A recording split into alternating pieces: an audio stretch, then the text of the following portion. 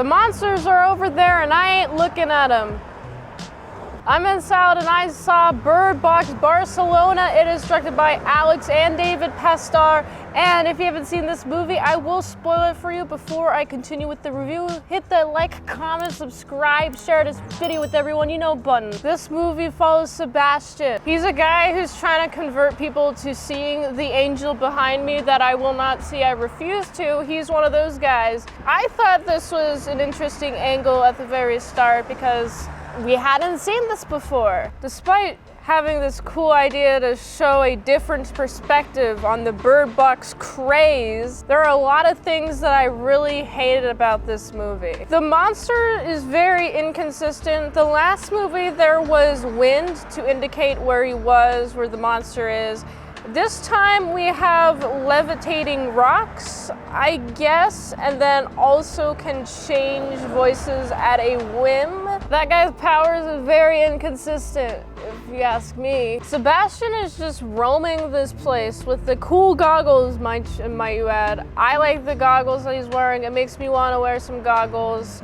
And he's going around and he's looking at these dudes, just random survivor people who aren't looking at that guy. Look at him. Don't do it, actually. I refuse.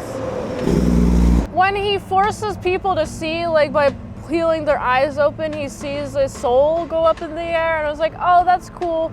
I can't really tell if this is a delusion of him or if this is actually happening IRL. Although last movie, there's not like a bunch of different soul floating animations going on. So I think this might be like his own head that he's like a bunch of delusions just boom, they just appear in the world. This movie felt like a slog. I honestly felt this devalued the first movie even more. Like adding lore and it's just like doesn't really make sense that much. It's not super significant to anything particularly why I don't really remember it very well. Oh yeah, let's just introduce a concept, and even though the writing is not the best, at least it's an okay movie. Oh well, let's do the second movie in that same franchise.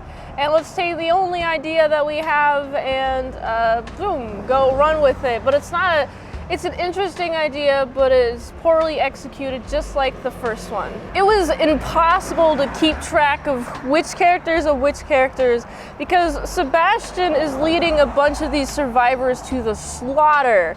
They're just slaughtering themselves, and I do like how there is a fight at the very end. Sebastian's last group of people that he's trying to get to see that guy over there. Yeah, he's fighting them and he actually gets killed, which is nice. I appreciate that. Thank you for the good deed, good Samaritan guy. Overall, I felt this movie was a mess. There's the whole 9 hours later or 9 hours before, whatever flash forward, flashback thing that they're doing instead of a whole straightforward plot from point A to point B, which I honestly would prefer better because it's not nearly as confusing. I feel like I don't need to know exactly what happened in the past and then skip to the future, so it's like, okay, I already know where they're going to end up. Why should I care about any of the tension being established in the past? I already know what's going to happen. The surprise is lost versus an A to B story. I'm along the journey the entire time and I'm learning all these things as time goes. And I'm just like, I wish this movie even practiced that remotely. Sebastian is not really remarkable. He looks funny, but I don't really care about him that much. The other characters are bland. They're very annoying. Not to mention the world just seems a little bit blander, less saturated, and I'm not a big fan of that. Because this movie felt like a waste of my time, and because I had to watch this movie on a wrap-up stream for the month of July on very famous YouTuber Tony from Hack the Movies channel, I restarted our beef because I had to watch this movie.